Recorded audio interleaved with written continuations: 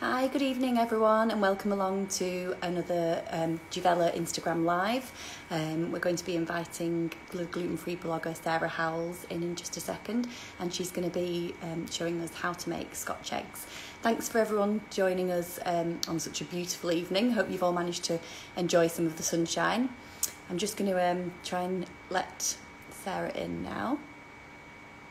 Hopefully she's there waiting to come in.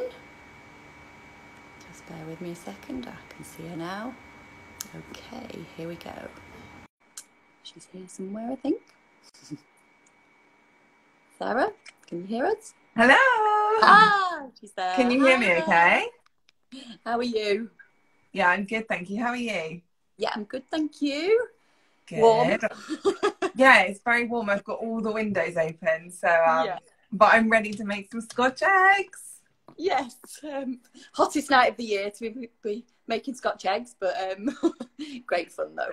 It is, but to be fair, I did make a practice run earlier, and these are actually quite quick and easy to make. So even though you've got to put like the hot oil on and it just get a bit sweaty for a few minutes, you're only frying them for like 7 minutes, and then you can turn it off again. So yeah, it's not like you've got to put the oven on or anything, is it? So quick and easy. No. And while everyone's joining, I can show you. Here's some I made earlier. Oh, they look amazing. So what I'll do, I'll just cut them in half quickly to show you. I've tried a different angle for the camera today, so hopefully this will work. Like it. Yeah, can see lots of what's going on in the background, which is great. That's the plan. So, oh, yeah, I'm pleased with them. Look at that. Oh, wow, they look amazing. So they're really golden on the outside. And then what I've done with these, so anyone who's joining us, the eggs that I used, I boiled them for about 7 or 8 minutes. And then as soon as you boil them, you chuck them straight into some cold water. So if you are joining us and you haven't started by boiling your eggs before this, it's probably a good idea to get them on now. So you need 4 eggs for making the 4 Scotch eggs. And you want to get your water to boiling, pop them in for 8 minutes, and then take them straight out and into cold water and take the shell off. If you want a runnier egg, you can do it for about 5 or 6 minutes, but it is harder to handle. So I'd recommend, if this is your first time, to do it like this. And then, as you can see, it's still nice and soft. It's just not quite as like runny. Yeah, I think that's perfect. Yeah, I mean, I'm really pleased. It's always a surprise because obviously you don't know until you cut into the egg until you open them. And I'm like, oh, is it going to be like so hard boiled? And I was like, ah. Yeah, obviously, I had full confidence it was going to work. Of course. Yeah. Yeah, so they're perfect, aren't they, for if the weather continues, which hopefully will. Yeah. For picnics and packed lunches when you go out and about on your days out. Definitely. Well, I get asked so much for packed lunch ideas, which aren't sandwiches. And these are perfect. And again, like if you're going on a picnic on Saturday or Sunday, you can still make them tonight. They'll keep for a couple of days in the fridge. Yeah. So it's a great, like, easy idea for a packed lunch. I love them. Can't stop eating them. They're so much nicer than any that you would ever buy in the shops. Yeah, and you never find them anywhere. Even gluten-free. I wouldn't buy them non-gluten-free ones. I just think they're not nice, but homemade ones are just amazing. Yeah, they are just a whole other level. So if you're making them, let us know in the comments so we can kind of see where you are with this. I'll talk for everything I'm doing, but I think if I just start by talking through what you're going to need if you're joining us. Yeah. So to start with, we're going to make, this is enough for 4 Scotch eggs. So obviously if you only want to make a couple, you can halve it. If you want to make more, you can double it. If you want to make thousands and go crazy. As you say, they'll keep in the fridge for a few days, so there's no... Exactly, and I haven't tried freezing them, but I can't see why they wouldn't freeze either. No, I was thinking that. I've never actually frozen hard-boiled eggs, but I don't see any reason either why they wouldn't freeze really well. Yeah, maybe I'll freeze one of these afterwards and I can let everyone know. Yeah. So for this, you're basically going to need 4 eggs, which you're going to put in the centre of the Scotch eggs, but then you'll also need an extra one when it comes to coating them, which is what kind of sticks the coating to the sausage meat. So for the sausage meat bit outside, so obviously you've got the egg, and then this is just basically gluten-free sausages.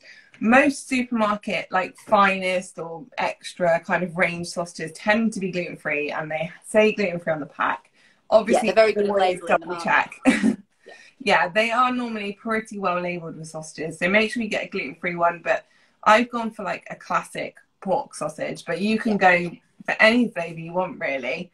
I thought it would be really nice with like a herby sausage, or maybe like a sort of chorizo style sausage. So yeah, if you want to experiment, then go crazy. And then I'm going to add a couple of herbs to this as well. So we've got some dried sage and some dried thyme going in this, just to give it a bit of flavour. And then on the outside, to create this amazingly crispy coating, we're going to be using, now I've got these and they're probably back to front, so Anna's probably got them stashed away ready. You know what? In my rush to get set up, my products are over there. Sorry. If you want to grab them, don't worry, I don't mind. But we've got the Juvela White Mix, which does say White Mix. And this is basically like an awesome flour that you can use. And we're going to use that to coat the eggs so the sausage meat sticks to them. And then also to coat, we dip the sausage meat in the egg, and then we dip it in the flour, and then we dip it in the breadcrumbs, which I'm making with my Juvela white sliced bread, which I've already tucked into. Sorry about that. So this is the sliced white loaf. And I don't know, Anna, there's two different loaves, isn't there? I don't know if you want to explain the difference between the two Juvela white loaves, because you can use either in this recipe. Absolutely, yeah. I mean, you can use, so we do white and fibre loaves and rolls, and the loaves come white, sliced and unsliced. So you can use either for breadcrumbs, you know, they're just breadcrumbs. So, and if you just happen to have rolls, then there's no reason you can't whiz a roll up. So a great way to use up like your last couple of slices, or the crusts if you don't eat crusts. Or it's always the crust, isn't it? Yeah. Yeah. I saved or them. Obviously we did prawn toast last month, didn't we? Yeah. To cut the crust off. So we said then about whizzing those up for breadcrumbs. And what I quite often do is whiz up a big batch of breadcrumbs, stick them in a freezer bag, and then you can just take a handful out when you need them for lots of different coatings. It's such a good idea. Like, they're just useful for everything, aren't they? Like pasta bakes, Scotch eggs, like anything you want to breadcrumb, basically. Yeah, definitely. Anything's good breadcrumbed. Of course it is. So I think if we just crack on with this, and obviously if you are doing this and you need us to go over anything else, let us know. And if you're joining us, you'll be able to watch us back as well. So the first thing, obviously, if you haven't done it already, is to get the eggs boiling. And we're going to need to peel those. So I'm going to need to put myself on a tub, actually. I feel like I'm ducking and diving. Hang on. I see quite well, actually, what's going on. Okay. That's right. You can see what I'm doing, so that's fine. Just tell me if you can't hear me. So I'm going to peel my eggs, and I learned this trick on TikTok, so I'm going to see if it works. Apparently, if you put your boiled egg in a cup and then you shake it, apparently it helps to peel it. We're about to find out if this is true. You're brave, trying experimenting live. I like to live life on the edge. Obviously, if you've done these for 5 minutes, I probably wouldn't recommend doing this. But look, it has kind of worked. Yeah. There you go. Might be easier to peel now. Good one, TikTok. So I'm going to peel these. I'm probably just going to make a couple tonight, just so I can like make sure I show you properly what I'm doing. But obviously, when we do these, I'll fry them in batches. So I tend to fry like 2 at a time anyway. So you can either make all 4 and then fry them in batches, or you can make 2, fry them, make 2 more, fry them. Yeah, I guess again, going back to the popping them in the fridge, you don't have to fry them straight away. Yeah. You could make 2 for tonight and fry them fresh in a couple of days. Exactly. Like, they're just so, I always thought Scotch eggs would be really hard to make, but they're just so easy. Yeah, they really are. Yeah, don't be put off by thinking, oh gosh, they'd be really difficult. How do you get the sausage around the egg and all that? But it's actually so easy, isn't it? Yeah, it is really easy, and I'm about to show you how easy. So I have also got my sausages, so I'll prepare them next. So obviously we don't want the skin on these, so I've just got like a serrated knife, and literally I'm just gonna slice it down the middle and peel the skin off. It's probably the most least attractive thing to do live on Instagram, but there we go. Look at that, everyone's love hearting it now. So it's quite therapeutic though, isn't it? It is, like, weirdly, like, yeah, I can't explain it. It's quite fun. This is turning into a whole other show. So you basically want to take the skin off of all of the sausages, and I'm just popping them in a bowl, because then I'll pop the herbs in as well. And this is a bit of a messy recipe, so like I think they're the best kind, to be honest. I don't know about you, Anna. Absolutely. And it's really good to make with kids as well, because like they love like just making things. Oh, the messier the better. Get Children, mush. isn't it? So yeah, so a great one if you've got got children, want to keep them busy over the school holidays. Yeah, you could make these and then literally go out for a walk and eat them somewhere nice. It'd be perfect. Absolutely. Yeah. So I'm using 6 sausages here. I probably should have told you that at the start. So that will be enough to coat the 4 eggs. And we obviously don't want a really thick sausage coating. We want it to cook through, but you don't want it so thin that it's just like falling apart. So I'll just wipe the sausage meat off my hands. And then if anyone's got any questions as we go along, pop them in the comments and we'll try and definitely make note of those. So I've got some dried thyme and some dried sage, which are the herbs that I'm adding, but I think it's about half a teaspoon of each. But I mean, anything, if you've got mixed herbs, if you've got some dried rosemary would be nice. You could add chili powder. Like you can basically flavour them however you want. I've got to make sure I put the right lid on, the right one then. I was like, oh, what? Confuse everyone in my kitchen. Yeah. Just going back to the breadcrumbs thing, I did a recipe last night actually with breadcrumbs with on our website. We did a new recipe last week for a photo shoot for a katsu curry burger, katsu chicken. So I bred it. I thought I'm going to make that myself at home. So I made it for the children. Loved it as well. But really easy again, just breading the chicken with some with breading the chicken pieces and then just a katsu sauce over the top. Absolutely gorgeous. Oh, you have to tell me when that's going live. I want to make that. It's on the website already. Oh, amazing. I know what I'm making tomorrow with my leftover breadcrumbs. Yeah. So I've just been, I don't know if you saw, I've literally not very exciting. I've just mushed this together. So basically it's not lumps of sausage. It's just one big lump of herby sausage meat. So I'm just going to put that to one side because the final things I need to do is make my breadcrumb mix. And as you can see, I've got an array of plates and bowls here. So I'm going to be putting on one plate, I'm going to put my breadcrumbs.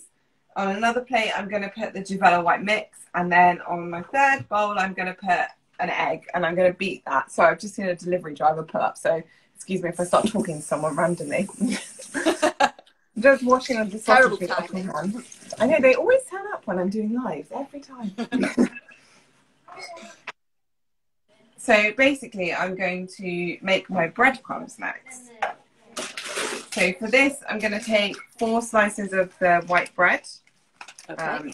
So with this one, I know it comes like, it's like a long life one, isn't it? So these last so long, but they still taste like really good. Can you please explain this magic? So can you see the way that Sarah's pulling it out of? It's got it's double package. So that package is a modified atmosphere package, and it gives it an extended shelf life. Basically, the oxygen's taken out and carbon dioxide put in, which gives it that long shelf life because of the distribution chain it goes through to get to the pharmacy before it reaches the customer.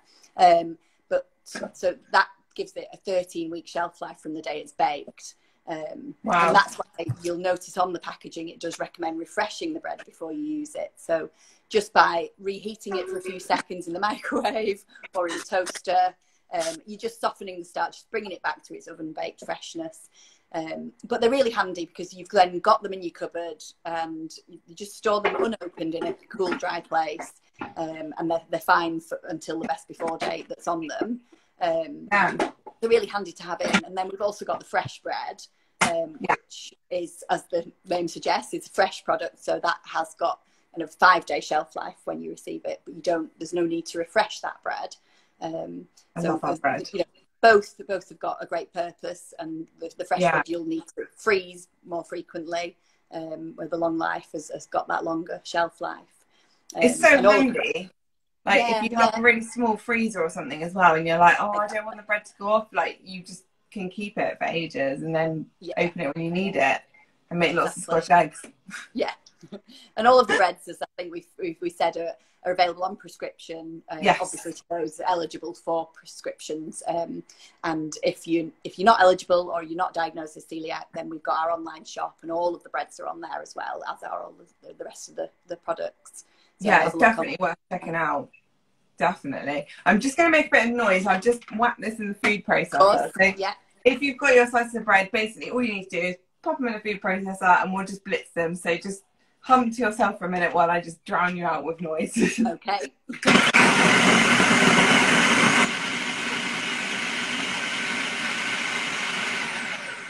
give it one more little blitz. It doesn't take very long. No problem.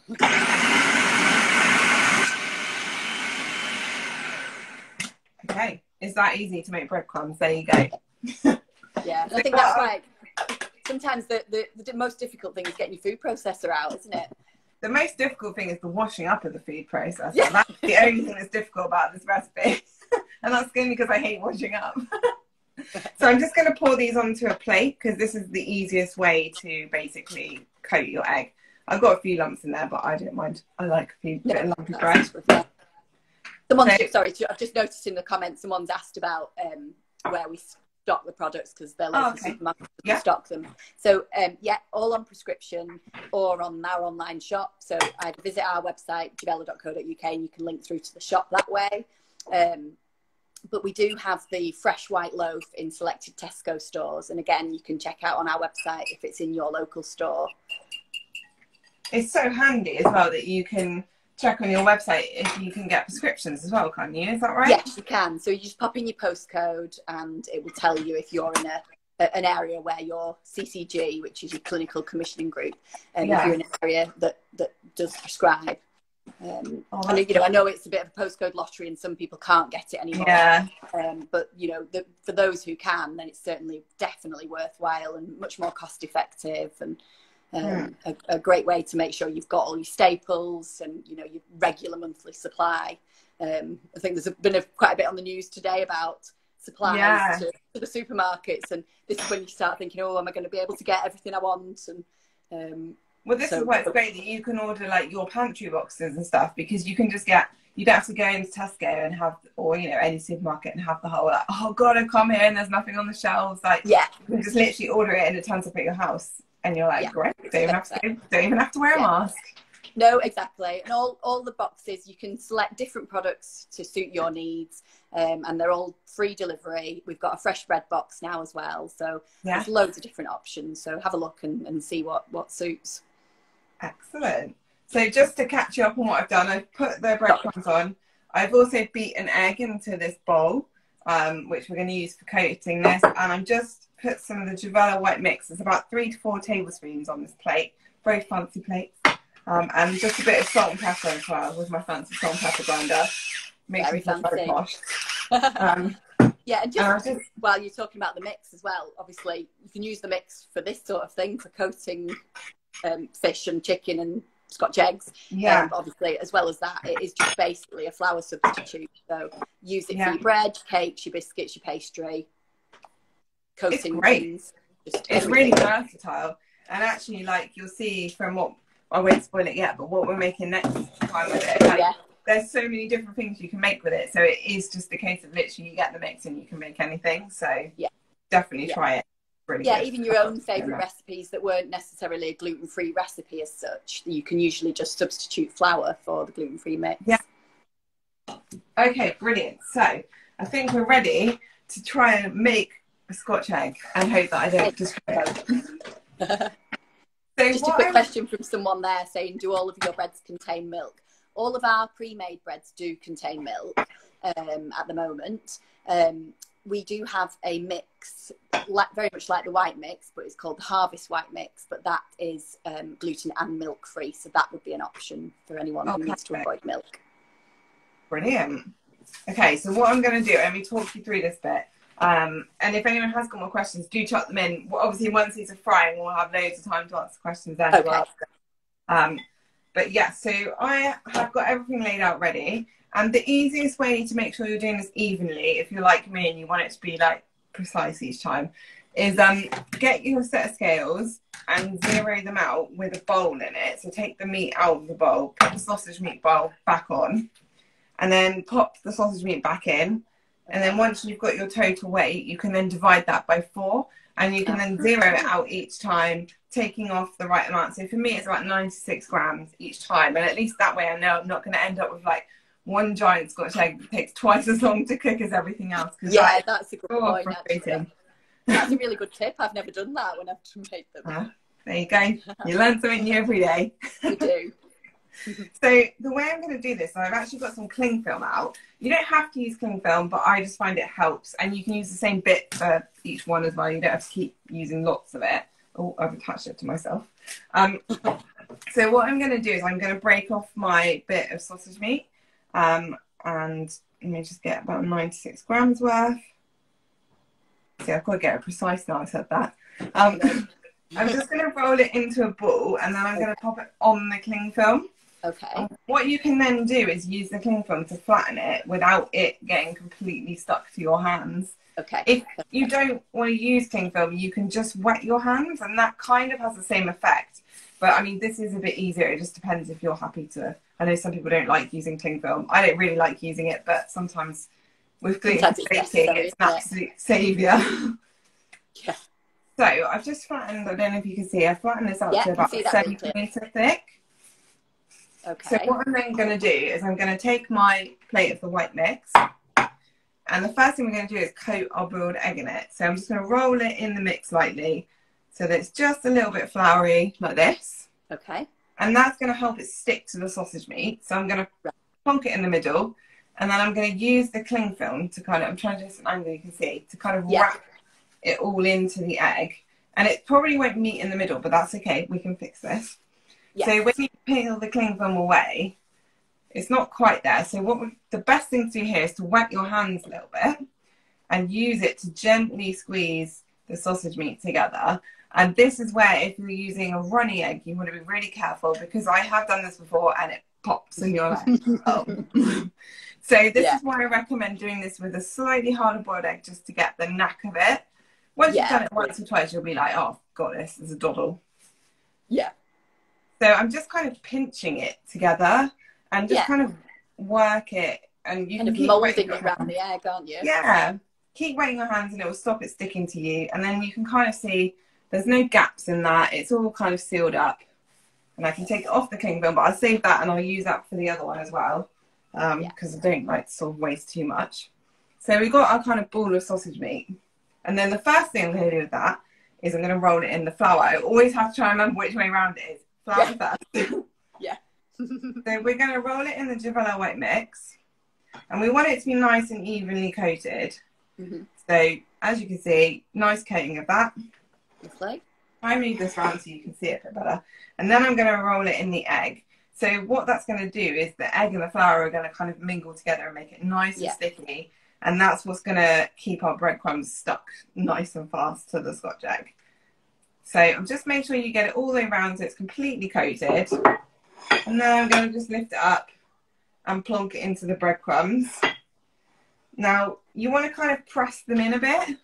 So make sure like it's completely coated. You don't want any gaps. And if you do find gaps, you can just put a little bit of like egg on that bit and then put a bit more breadcrumbs on. But you want to make sure that when the breadcrumbs get in the oil, it like completely seals. Yes. So I'm just kind of rolling it around. I don't know. Tell me if you can't see anything I'm doing, and I'll yeah, well, I can see that really well. So that's okay. As long as you can see, I'm trusting everyone else can. Yeah. Okay, so that is basically that. So that's my Scotch egg done, the first one. Yeah. While I do the other one, I'm just going to turn my oil on, and I'll just talk you through that quickly. Okay. So I will move you over when we're frying. We're going for like a double studio today. This is step one, and step two's over here. We'll get there in a minute. So this is a little bit dark because I've already fried something in it today. Okay. But you probably want about this. I don't know why I'm showing you this because you can't see because you're on a screen. You want about it's about 5 centimeters, 2 inches of oil. Use something like vegetable oil. You don't want to use anything like olive oil because you'll just end up getting smoke everywhere. It'll just be a nightmare. Yeah. So basically you want to pop this on, and then what you need, if you can get one, is one of these food thermometers. Now, if you're a bit nervous about frying with oil, these are really handy because you just literally dip it in and it tells you what temperature it is. And we're going for about 160 degrees. Okay. If you don't have one of these, then you just want to wait until you can drop a couple of breadcrumbs in and they kind of go golden, sizzle and rise to the top. Yeah, so don't burn immediately almost. Yeah. So we don't want it to like be too crazy hot because we'll put the Scotch eggs in and they'll like spit everywhere and it will just be a bit of a nightmare. They'll burn and they won't cook in the middle. So that's why this is so handy. So basically I'm going to start heating it on a low heat because it'll probably heat up pretty quickly today. Yeah. And I'll just keep an eye on it, and then hopefully by the time we've done the second one, it will all be perfectly timed and it'll be ready to go, and it'll be like I planned the whole thing. It's like you need a glamorous assistant in the background there to do I all do, those don't I? Maybe I'll ask my boyfriend to come help me next time. He'll just stand there like, what am I doing? Yeah, I don't want to be on this. Yeah, I know. So I'm just going to pop this one that I've made onto a plate, and I will just make the other one up. I don't know if there's any more questions that need an answer. I was just going to say, I wonder if you could, just if you're thinking that you didn't like to deep fry things. I think I've made them once where I just cooked them in a little bit of oil and then popped them in the oven almost to finish them off. So if you don't really like things being fried completely, then I think that's a pretty good alternative as well. But it obviously then means putting the oven on, which you definitely don't want to do on a day like today. But yeah, it does work baked as well. You'll find that they won't be quite as like crispy, golden perhaps on the outside, but definitely if you fried them a little bit first, that would definitely kind of help with that. But yeah, you could definitely do them in the oven. I don't know if they work in an air fryer. I've not tried it before, but no, I was wondering this earlier whether it might work. I'll have to try and steal my mum's and see if it works. Yes, yeah. Or if anyone's trying this and you do it, let us know. Let us know, definitely. Yeah, and share your scotch eggs with us later if you are making them. Yeah, if anyone is doing this along with us, let us know how you're getting on, where you're at. I'm just making my second one, so I've just flattened out the sausage meat, and I'm just wrapping it up like a little present. Yeah, I mean, you're making it look so easy, so hopefully everyone is following along as quickly and. I mean, it's not. I hope it's kind of showing you guys that it's not that hard. It really is. Yeah, no, it's so easy, isn't it? And I was always daunted by the idea of like deep fat frying stuff until I got that thermometer and tried it, and I was like, actually, it's as long as you're sensible and you keep an eye on it and don't let it get too hot, it's fine. The thermometer is a great idea. Actually, it's something I need to they're really cheap. Yeah, they're only probably less than a tenner on Amazon as well, and I use it all the time for like roast dinners and stuff too. So it's a very handy tool. Yeah, I'd recommend. Somebody just asked, is the harvest mix available on prescription? So yes, it is. If you're in a prescribing area, the entire Juvela range is on prescription. So the only slight differences with the products is if you live in England, only flour mixes and bread products are available. That was an NHS decision a couple of years ago. But if you live in Scotland, Wales or Northern Ireland, then you can also get additional products like cereals, pasta, pizza bases, crackers. So there's more of a range available to you. But yeah, the harvest mix is on prescription. And the pizza bases are so good. I remember the days when I was first diagnosed 20 years ago, getting my first Juvela pizza base on prescription. Honestly, it was like Christmas. I was just like, yeah, they're fab, aren't they? They're also available from the online shop as well. So anyone who hasn't visited the shop, we've recently introduced the pizza bases to the boxes. So they're a very much a welcome addition to the shop offering. I highly recommend them. Absolutely. They're great. So they're just so handy, aren't they? Just a part baked. They're about a 9-inch size. There's 2 in a pack, and they just bake up, beautifully in kind of 10 to 15 minutes. They freeze. So if you've opened them and you need to freeze the other one, they freeze really well. Or if that size of pizza is too big, or it's for a child's portion, you can halve them or quarter them. So it keeps it more versatile. Right, we're in set number 2 now. We've moved scenes. It's like a little play, isn't it? I'm just going to test this and see how it's doing. It's probably still quite warm anyway, because like I said, I sort of panic made some Scotch eggs before I came on here earlier. I was like, I need to show you guys what they're going to look like. Oh, yeah, I just wanted to eat more. I made the prawn toast last time. I've not had a chance today. Yeah, I know. We should switch. So next time it's your turn, Anna. Okay. We'll both turn up with something. Yeah. So we're on 145 degrees, so we're nearly there. It shouldn't take too long. Obviously heats up quite quickly, doesn't it? Yeah, it does. And if you are doing this, the thing you might want to get ready as well is a plate with some kitchen roll on it.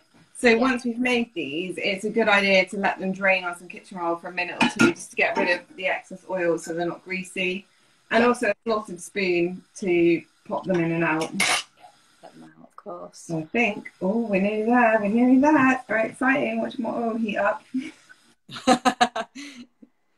It's something really satisfying as well about when you put it in and it just sizzles and you're like, yeah, I'm going to eat something greasy but good. And I can't wait. Really good. So how long do they take in once they're in there? So once they're in, it's about 7 minutes. So they're really quick because it's obviously quite a thin layer of sausage meat. So so that it's not like you're going to be frying for ages. And in fact, this looks like it's ready now, so I'm going to pop them in. So again, with the size of this pan, I would do 2 at a time. If you put them all in one go, they'll take longer to cook, and they'll also kind of bash up against each other, and they might not go as golden. So best to do in small batches, isn't it? And obviously with oil, just be careful. So I'm popping it on my slotted spoon, and I'm just going to really gently lower it in. Don't just like drop it from a great height. You will regret that. Splash oil everywhere. Somebody's just asked if you've got any other easy lunch or kind of picnic ideas that are gluten-free that you've come across. Well, funny you should mention it. I do actually have a blog post on my site. If you go to the glutenfreeblogger.com, or I should just put on a timer while I remember this actually. Let's do. If you go on the glutenfreeblogger.com and search for picnic, I do actually have sort of 20 picnic recipes all in one post, which links to all my various recipes. Sorry, I feel like I'm being rude. Right, timer is on. No, that's right. So basically, I will just chat to you here a second while this fries. I have got a few things. We've got pasties, Cornish pasties, cheese and onion pasties. They're like some of my picnic favourites. Lovely. I absolutely love them. And making gluten-free pastry is not that hard. And again, you can make that with the white mix, the Juvela White Mix. That makes a really good pastry. And things like quiches and frittatas. I've got quite a few things like that on my blog. And I mean, I eat a lot of salads as well. So I've got things like chicken kebabs on there that I would cook up and have with salad. So yeah, there's lots of choice. Sounds gorgeous. Yeah, but obviously you can't beat a good sandwich as well, I think, sometimes. Yeah, and you know, we've obviously with the Juvela fresh bread, so soft. I mean, I would eat. I don't need a gluten-free diet, but the Juvela white and fibre sliced bread, the fresh one, I would not know it. Pause. Oh no. Do you know? I was like, what's happened? No. Yeah, but that's really interesting. I went low back, and you're not even, the fact that you're not gluten-free and you think that is like impressive. So that speaks volumes. I would quite happily, I would quite happily eat the bread, no problem, and often do. You know, I think working with the products and obviously making things with the mix, it's good really to have been able to try things that are not gluten-free, to be able to then compare them. Keeps freezing. Hello. I know. Oh, something weird going on here.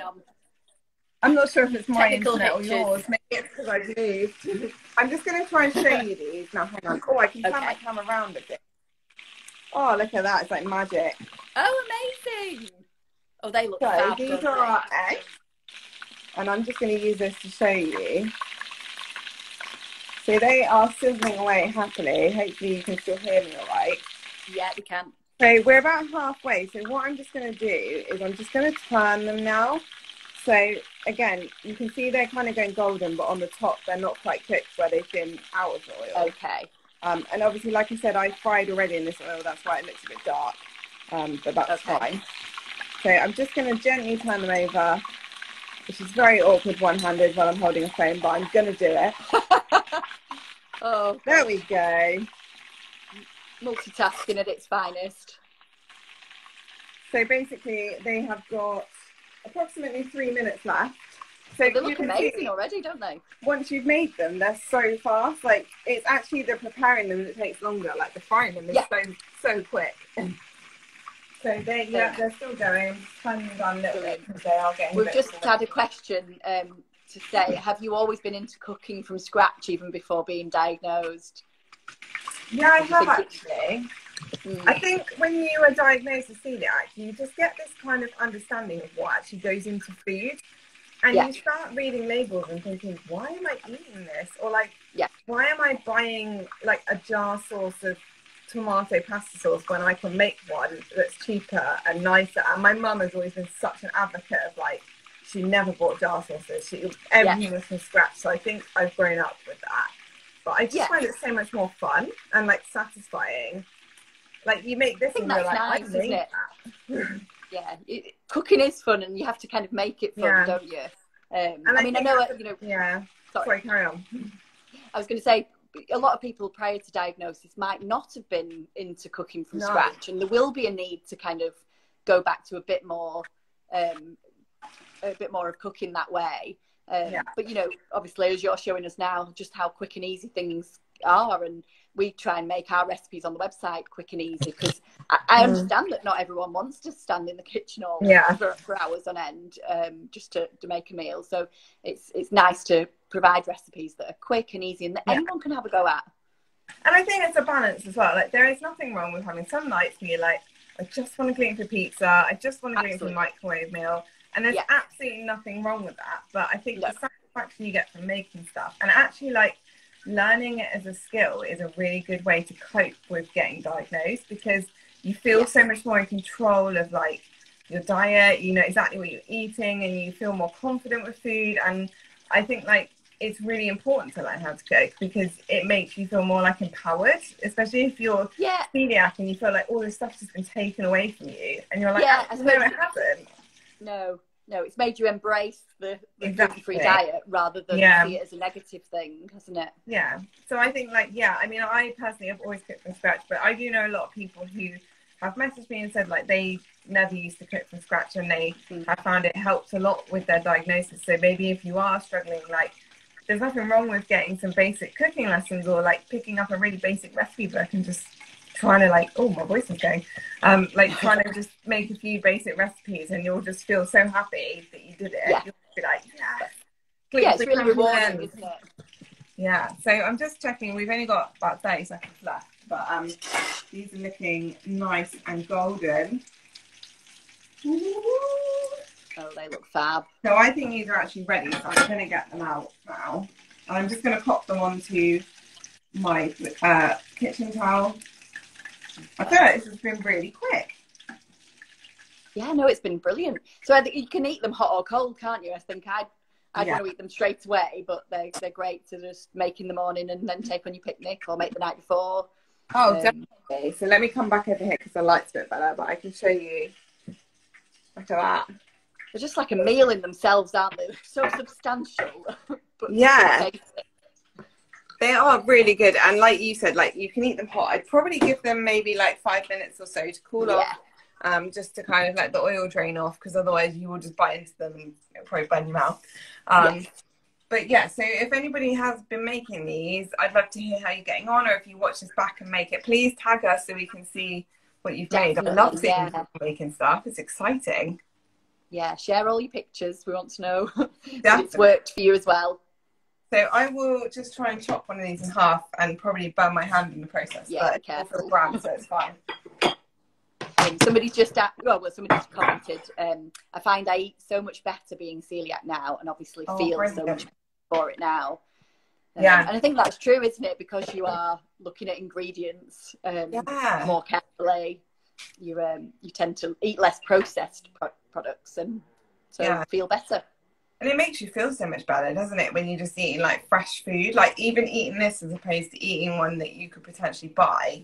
Yeah, it just feels nicer because you know exactly what's gone into it. Of course. So, it's completely homemade. Hot. Right, I'm just gonna cut into this very hot Scotch egg. Not burning my hand at all. Just on the note about what that viewer has said about feeling better, all of our breads as well, and the mixes are fortified with calcium, iron and B vitamins, and they're fortified specifically for celiacs. So they're a lot of the vitamins and minerals that you might have been lacking prior to diagnosis. So again, another added benefit of getting a product on prescription, because they tend to be more nutritionally sound.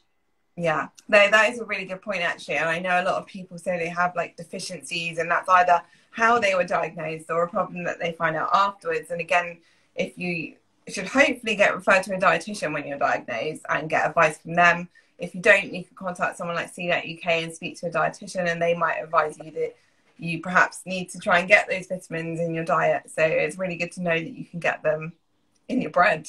In your bread, You yeah. can eat a sandwich and you bread. get vitamins. I know, winner. So And we just had another comment to say, I'm really shocked how quick that was. I know, so am I. Amazing. Look at those. It is so easy.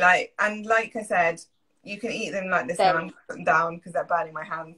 But like they look gorgeous. Oh, I'm so hungry. I'm looking at them like, oh. As soon as this camera goes off. You're tucking in. Oh, definitely. I'm going to make up the rest as well so I can feast.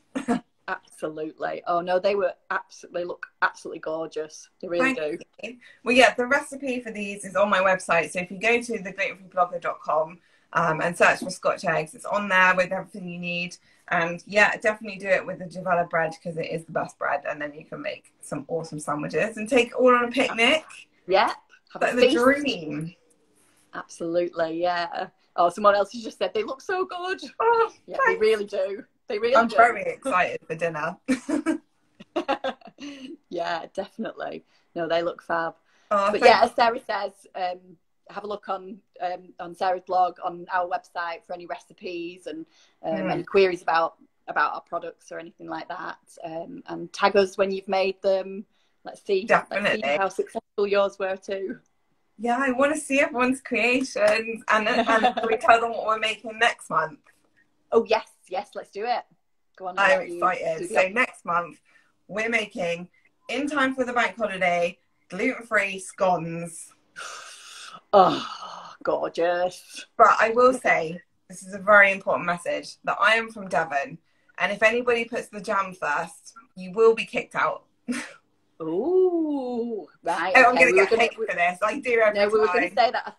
I think we'll bring that into the conversation next month. We'll do a jam cream kind of debate. I would like to say that it's something that I feel very passionately about, and I think everyone does. From I already feel fired up. I'm like, right, I can bring tell. On next month. Oh, someone's already. Oh, you've already. Right, that's it. I'm stopping this discussion now. But yeah, so for your scones, you'll need to, if you can get prescriptions, get some Juvela White mix on your prescription, or get onto the shop and order a box or 2 or 3. Definitely. And it's a really easy recipe. It's really easy, and we'll do a few different variations. So near the time, keep an eye out. And pulling out the bag for this one. So we'll post up all the ingredients that you need in plenty of time, and the date and the time. But I think we know the date, don't we, Anna? You have to remind me because I've forgotten. Yeah, 14th of August. We said 14th of August. Yeah. Which it ties in with afternoon tea week. So it's perfect timing. And I will be having afternoon tea every day that week. So come and join me. Absolutely, we will. Oh, well, thank you so much for everyone. I'm going to go and eat these now. I'm very excited. Enjoy. We're all very jealous.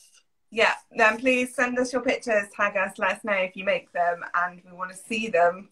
Exciting! Yeah, please do. Oh, thanks again, Sarah, and thanks everyone for joining us, and we will see you again in August. Thanks, everyone. Bye. Bye for now. Bye. Bye. Bye.